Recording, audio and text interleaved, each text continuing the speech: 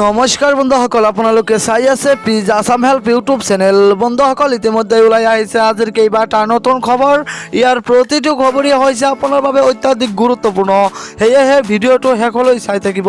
আৰু এই গুৰুত্বপূৰ্ণ খবৰকেইটা জনাৰ আগতেই আপোনালৈ মোৰ সৰু এটা ৰিকুৱেষ্ট, যদিহে আপুনি এইটো ভিডিঅ'তে লাইক কৰা নাই প্লিজ এটা লাইক কৰি দিয়ক, কিয়নো আপোনাৰ এটা লাইকে মোৰ আগলৈ ভিডিঅ' বনোৱাৰ উৎসাহ যোগায়।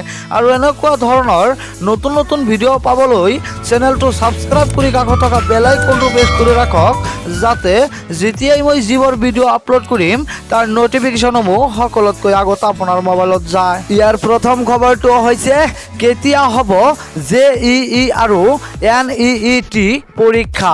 উচ্চতম ন্যায়ালয়ৰ গুৰুত্বপূৰ্ণ ৰায়দান। উচ্চতম ন্যায়ালয়ে JEE মেইন 2020 আৰু NEET 2020 পৰীক্ষাৰ সন্দৰ্ভত ৰায়দান কৰে সোমবাৰে। উচ্চতম ন্যায়ালয়ে 11গৰাকী ছাত্ৰ ছাত্ৰীৰ কোভিড-19 পৰিস্থিতিৰ প্ৰতি লক্ষ্য ৰাখি এই দুটা পৰীক্ষা স্থগিত ৰখাৰ বাবে যি আবেদন দাখিল কৰা হৈছিল সেই আবেদন খাৰিজ কৰে। ন্যায়ালয়ে কয়, পৰীক্ষাৰ পূৰ্বে নিৰ্ধাৰিত সময়তে আয়োজন কৰা হ'ব। ন্যায়াধীশ অৰুণ মিশ্ৰই কয় যে শিক্ষা ক্ষেত্ৰৰে জড়িত সকলোবোৰ অনুষ্ঠান আৰু প্ৰতিষ্ঠান এতিয়া খুলি দিব লাগে, কাৰণ কৰোনাৰ পৰিস্থিতি আৰু আগন্তুক এবছৰলৈ দেশত অব্যাহত থাকিব পাৰে। উল্লেখ্য যে অহা 1 ছেপ্টেম্বৰৰ পৰা 6 ছেপ্টেম্বৰলৈ JEE মেইন আৰু 13 ছেপ্টেম্বৰত NEETৰ পৰীক্ষা অনুষ্ঠিত হ'ব। ইয়াৰ 2 নম্বৰ খবৰটো হৈছে বলিউডৰ পৰা পুনৰ আহিল এটা বেয়া খবৰ। বলিউডৰ পৰা পুনৰ আহিল এটা বেয়া খবৰ। কেইবাখনো জনপ্ৰিয় ছবিৰ পৰিচালক নিকাকান্ত কামতৰ দেহপান খবৰে পুনৰ এবাৰ হকা বিহল কৰি তুলিছে বলিউডক। 50 বছৰীয়া পৰিচালকগৰাকীৰ সোমবাৰে বিয়লি 4:24 মৃত্যু হয়। বিগত প্ৰায় 2 বছৰ ধৰি হৃদয়জনিত ৰোগত আক্ৰান্ত হৈ আছিল পৰিচালকগৰাকী। ইয়াৰ 3 নম্বৰ খবৰটো হৈছে হিতাধিকাৰীয়ে কেনেকৈ লাভ কৰিব পাৰিব অৰুণোদয় আঁচনিৰ 830 টকা। হয় বন্ধুসকল, আপোনালোকে ঠিকেই শুনিবলৈ পাইছে। তেনেহ'লে আহক আমি ভিডিঅ'টো একেবাৰে শেষলৈ চাই লওঁ। সন্মুখত 2021 বিধানসভাৰ নিৰ্বাচন ঘোষণা কৰা হৈছে ইখনৰ পিছত সিখন আঁচনিৰ কথা।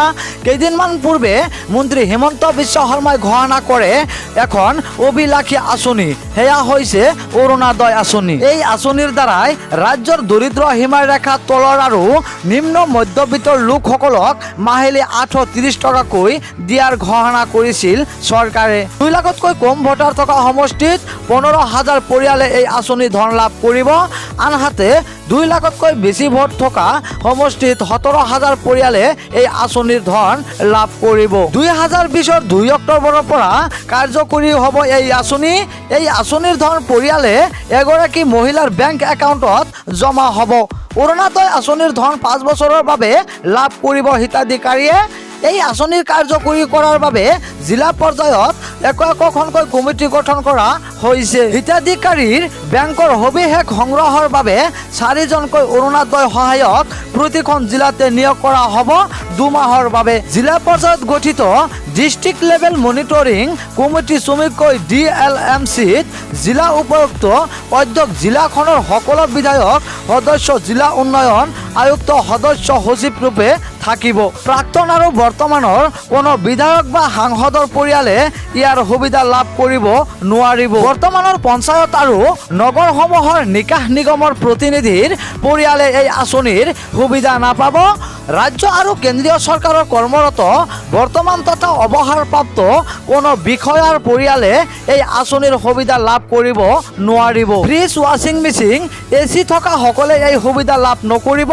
চিকিৎসক, অভিযন্তা, অধিবক্তা, চাৰ্টাৰ একাউণ্টত চৰকাৰী পঞ্জীভুক্ত ঠিকাদাৰ আদিক এই আঁচনিয়ে সামৰি নলয়। যিসকল লোকৰ ঘৰত ট্ৰেক্টৰ আছে তেওঁলোকক এই আঁচনিয়ে সামৰি নলয়। ভিডিঅ'টো শেষলৈ চোৱাৰ বাবে আপোনাক অশেষ ধন্যবাদ। Please subscribe my YouTube channel.